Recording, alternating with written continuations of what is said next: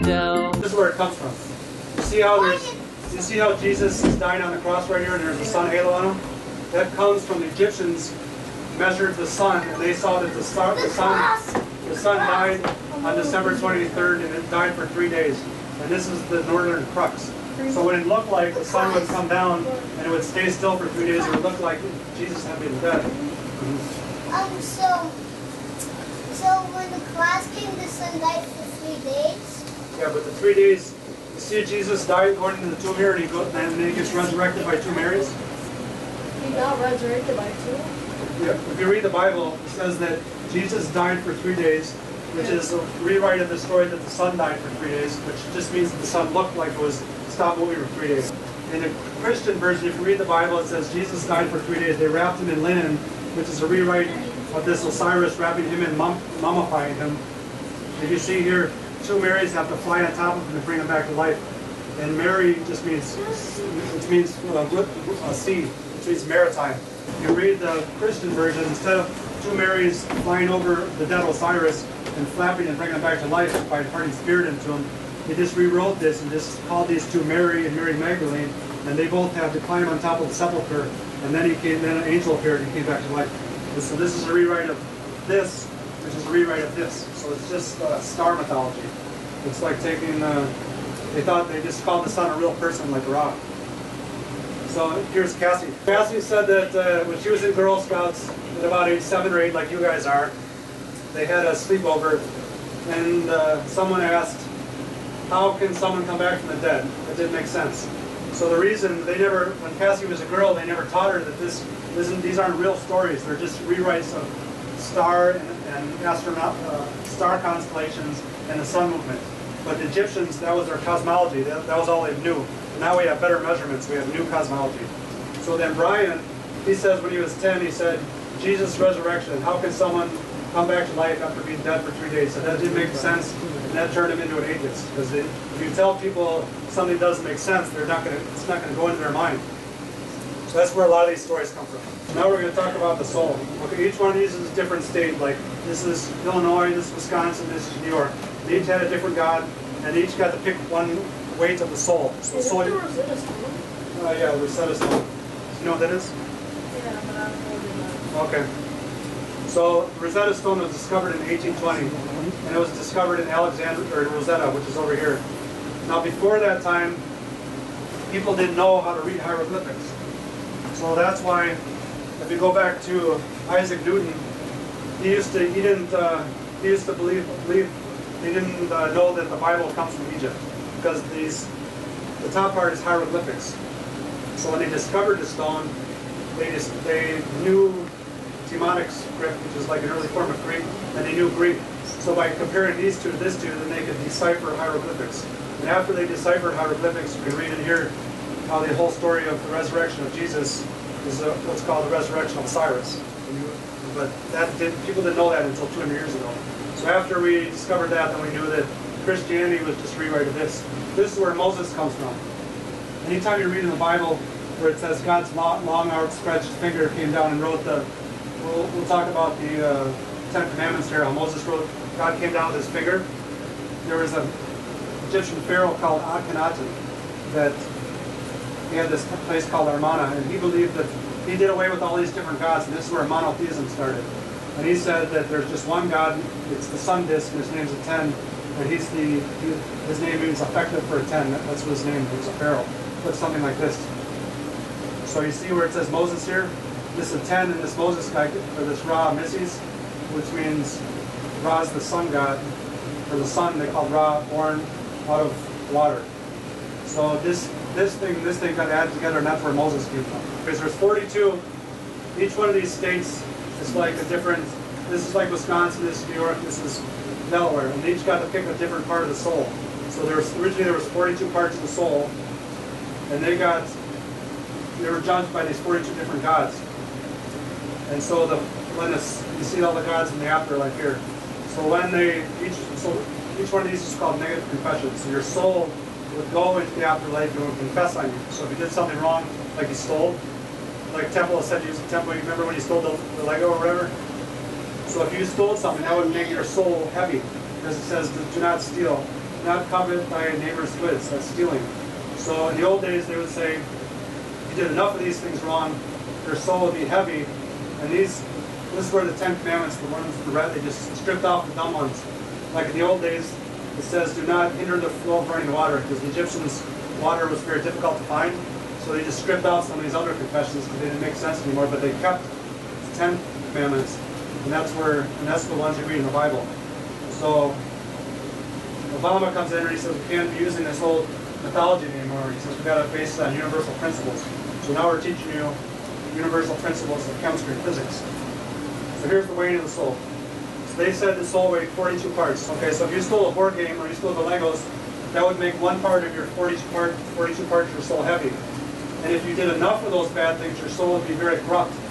And it would tip down like this, and it was weighed against the feather of truth. And then this monster called a mud, which is half alligator, half lion, half hippopotamus, would eat your soul, and you go into the lake of fire. So this is where hell is down here. And that got rewritten into Christian hell. How did that get rewritten? I'll explain it to you. So this is where Jesus and Mary and Moses and the devil and Mary Magdalene come from. And so the Adam and Eve, or Jeb, had not reacted to create 4 offspring. These are their children. It was called Osiris, and that became Jesus in Christianity. And Isis became Mary. And Isis just means, was rewritten the star Sirius. That's the star, brightest star in the sky is called Sirius. And when they cited that marked the start of the Nile River flood, which would last for 150 days. And then his brother's name was Seth. And then he killed Osiris in the story by cutting him into 14 pieces. And then Isis brought him back to life by finding all the 14 pieces and putting them back together and wrapping them into the 2 Marys that we saw in the coffin, had to fly on top of them and bring them back to life. So these two had a son, which was Horus, and that became this became part Moses and part Jesus. So the idea was, when you read a lot of people, you'll go out in the streets today and they'll say, if you find Jesus, then or if you believe in Jesus, then you can go into the afterlife. So remember we talked about you said Jesus was born from a Virgin Mary? A lot of people have this question, how does Virgin Mary give birth to Jesus? So what they did when they rewrote the story is they took all 9 of these gods and they grouped them into this Holy Spirit, because they wanted to go from polytheism, then they had to make monotheism. So to do that, they took all this stuff here and just called it the Holy Spirit. And then they took Isis, which means, she was called Star of the Sea. And Mary comes from, sea means maritime, like when you see ships in the ocean, that means that she's the Star of the Sea, and they rewrote that and just called her Mary. And then her sister is Nephthys, and that just became Mary Magdalene. So we read in the Bible that Mary and Mary Magdalene had to climb on top of the sepulchre and resurrect Jesus. That's just a rewrite of this Heliopolis creation myth. So originally here we see Horus, and we see Osiris and Isis, which is this part right here, giving birth to Jesus. Or they give birth to Osiris. So Christians wanted to make monotheism. So they had to do away with all these gods and just say that there was just a Trinity, which means the Holy Spirit, God the Father, and then there's Jesus, which is the Son of God. So here's a snapshot of the whole thing. Here's Sirius right here, the brightest star of the sky. That got rewritten into Isis and then Virgin Mary. So when Sirius rose, they measured this with the movement of the sun. And they believed that the sun moved through the sky by a bird carried on its head, flapping its wings. And that's where angels come from. Every time you see an angel with a halo, it's just the story has been told to us for 5,000 years. They just changed it a little bit. So in Hinduism, this guy's called Ra, and it got rewritten into Brahma, which means Father Ra, born out of the land, out of the water, following the rising of the land. And then they call him the creator God, and all the humans came from him. But in Christianity, they call him Abraham, which again just means Father Ra, born out of the Keen, or out of the land mound, or the bird that first forced out of the pyramid after the Nile River floods. And they both had a sister wife, which was Sarah, and then over here in Hinduism, he's called Saraswati. So it's the same story, it just got separated. But in this branch, Hinduism, Buddhism, they tweaked it around so that instead of your soul, after you die, you your soul is light enough, you could go into the afterlife once. But this version is called resurrection. They said your soul has to be reborn 7 times to escape the life-death cycle. If you read in the Bible where it says God came down with his long outstretched finger, if you read it says the 10 commandments were written with God's own finger. So that just means that's a 10. His finger is coming down here and writing out they just took this story of Akhenaten, this pharaoh, Egyptian pharaoh, who believed the sun had these long fingers, which was just artistic representation of sun rays. And they rewrote that into the Bible of Moses going up on a mountain and God came down with his finger and rewrote the 10 Commandments. So here's the Virgin Mary. Aaron was supposed to come to the show with his son, but he backed out because he didn't want his son to learn this stuff. His son's 9, but he asked, when he was age 9 to 10, he said he started rejecting some of the religious teachings because he said that a Virgin Mary could give birth didn't make sense. So originally, when they teach you, when you're a child, they'll say, oh, babies come from the stork, which is just a rewrite of this bird bringing life. But now we know that you have to have a chemical reaction to make a baby. And this energy right here, G, instead of thinking of God's energy, we think of as Gibbs energy, which is this guy right here. It's the same energy of chemical reaction. It's what are Gibbs. So, Excuse me. huh? Can you see that picture? Which one? This stork. Oh, the stork? What do you want to know about the stork? So the stork, about the bird bringing life, just a rewrite of this one here. You see, this is the original stork. And they thought originally the universe was dark, and then there was a flood, and then the bird burst forth from the sky and created the sun, and the sun gave everything life. Now we're going to watch a video. So when you read the Bible, remember how we said that when you read the Bible, it says that God created Adam and Eve on a certain day, right? Now, if you actually read the Bible in the original Hebrew, Adam means clay in Hebrew, and Eve means breath.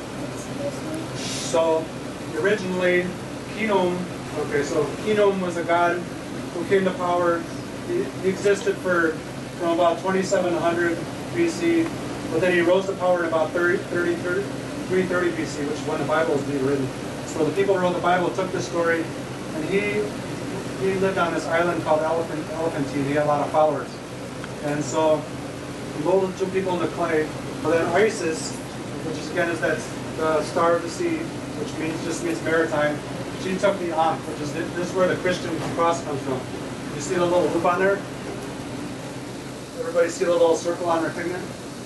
That just means the sun dying on the cross, which means the sun dies on the star constellation. So that little symbol right there, the cross plus the sun, the symbol she's holding is this star constellation with the sun on a circle. So she takes what she believes to be is the breath of life. It's called the Ankh. Kenom, who lived on that little island, he takes the clay and he splits people in half, and then she takes this Ankh and parts the breath of life into the figures and brings them back to life. So that got rewritten in Christianity, that God came down and created the Garden of Eden and brought Adam and Eve back to life. And you see God taking Adam's rib out. And remember, that comes from the Sumerian creation myth, where there was a guy named Enki who had 8 different pains. One was the pain in his rib, and this goddess named Enki came and healed his rib, and she was like the goddess of life. So they took those 2 myths and put them together, like the people who made the movie Shrek.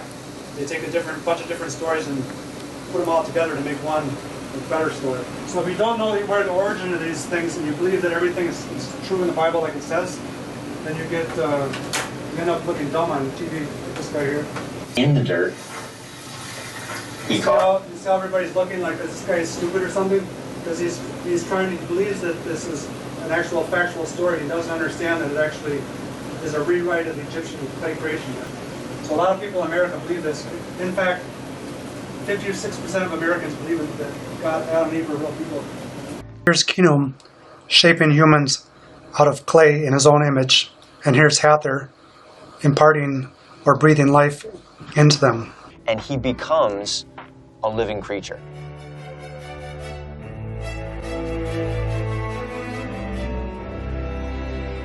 It's called mythology. A lot of people believe mythology because they're not taught the real reason.